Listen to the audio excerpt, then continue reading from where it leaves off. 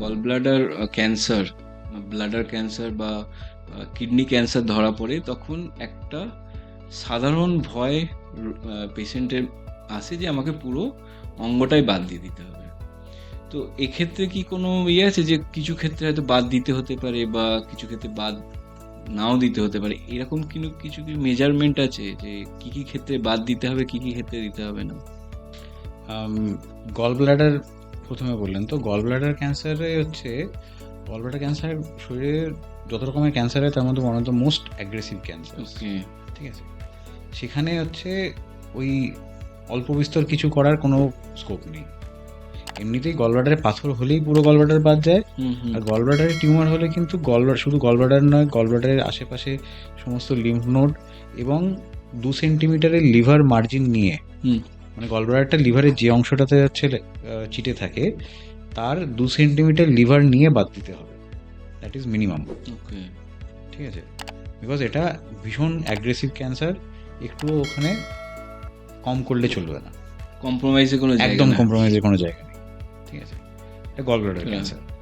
Kidney আর bladder ক্যান্সারের মানে bladder মানে হ্যাঁ। ইউরিনারি ব্লাডার, হুম। সে দুটোর গল্প আলাদা। আচ্ছা। প্রথমত হচ্ছে আমি ইউরিনারি ব্লাডার ক্যান্সারে আসি। ইউরিনারি ব্লাডার ক্যান্সার যেগুলো আমাদের কাছে আসে 90%ই হচ্ছে নন মাসল ইনভেসিভ ব্লাডার ক্যান্সার। মানে ইউরিনারি ব্লাডারের কতগুলো লেয়ার থাকে, প্রথমটা একটা মিউকোসা থাকে, তারপরে হচ্ছে ভিতরের দিকে থাকে মাসেলের লেয়ার। যতক্ষণ না পর্যন্ত সেই ক্যান্সারটা মাসেলকে ইনভেড করছে, মাসেল লেয়ারকে ধরছে, ততক্ষণ পর্যন্ত ব্লাডারকে বাঁচানো যায়। এবং 90% ক্ষেত্রে কিন্তু ব্লাডার ক্যান্সার এই স্টেজেই আসে, কারণ ব্লাডার ক্যান্সার খুব তাড়াতাড়ি ধরা পড়ে যায়। পেশেন্টের ইউরিনে হচ্ছে রক্ত আসবে, এবং ফার্স্ট সিমটম ইউজুয়ালি ব্লাডার ক্যান্সারের ফার্স্ট সিমটম হচ্ছে ইউরিনের সাথে রক্ত আসা। আচ্ছা। এবং দ্যাট ইজ এ খুব অ্যালার্মিং একটা সিমটম। সঙ্গে সঙ্গে সঙ্গে সঙ্গে পেশেন্ট চলে আসে, ভয়ও পেয়ে যায়, ভয় পেয়ে যায়। তো সেই কারণে হচ্ছে খুব তাড়াতাড়ি ধরা পড়ে, এবং 90% ক্ষেত্রে টিউ আর বিটি, উইচ ইজ মানে একটা মাইক্রো সার্জারি, পেচ্ছাপের রাস্তা দিয়ে হচ্ছে একটা ক্যামেরা ঢুকে যাবে, ওটাকে জাস্ট টিউমারটাকে বের করে দিয়ে চলে আসা হবে। ঠিক আছে, আবার টিউমার যদি রেকারেন্স হয় আবার সেই সেম প্রসিজার। ম্যাক্সিমাম ক্ষেত্রে ব্লাডার ক্যান্সার এভাবেই ট্রিটমেন্ট হয়ে যায়।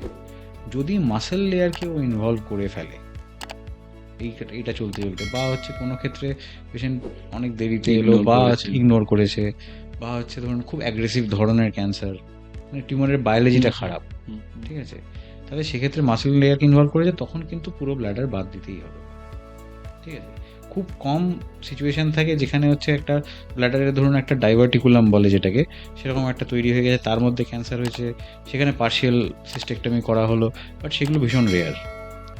সাধারণভাবে ব্লাডার ক্যান্সার যদি ব্লাডারের মাসেলকে ধরে ফেলে তখন পুরো ব্লাডারটাই বাদ দিতে হয়। আর এই ব্লাডার যখন বাদ দেওয়া হয়, যদি দিতে হয় কোনো ক্ষেত্রে, সেক্ষেত্রে কি কি কমপ্লিকেশন তৈরি হয়?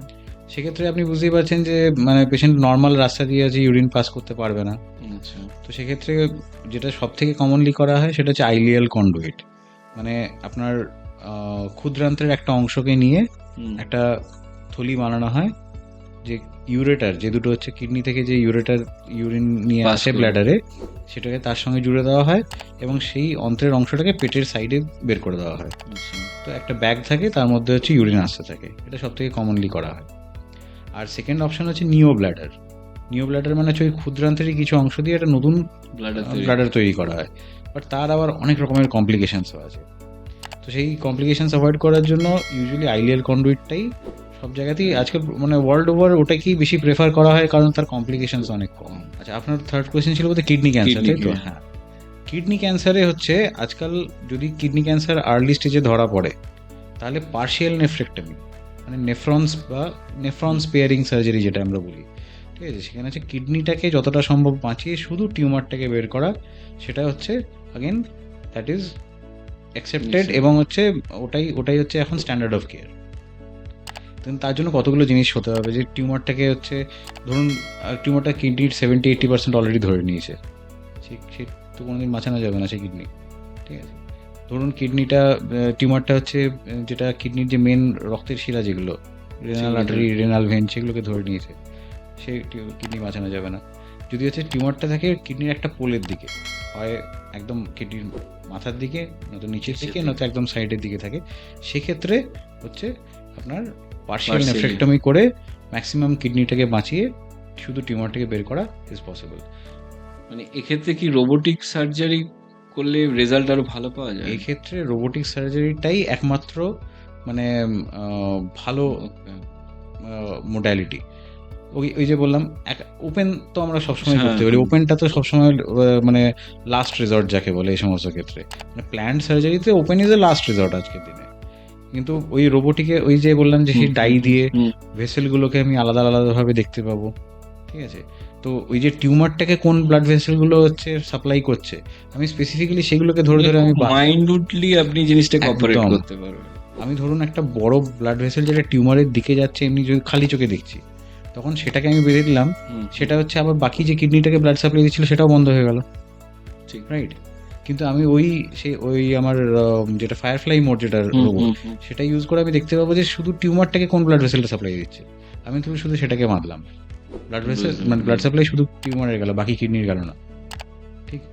তো এইভাবে, এবং তারপর ওই রোবটে যে টিউমার আর নর্মাল কিডনির যে ইন্টারফেসটা, যে এটা পার্থক্যটা, হুম। সেটা যত ভালোভাবে দেখা যায় সেটা কোনোদিন খালি চোখেও দেখা সম্ভব হুম। নয়, মানে ফ্র্যাঙ্কলি আরো স্পিকিং। আরো আপনি আরো ভালোভাবে সার্জারিটা পসিবল একদম একদম।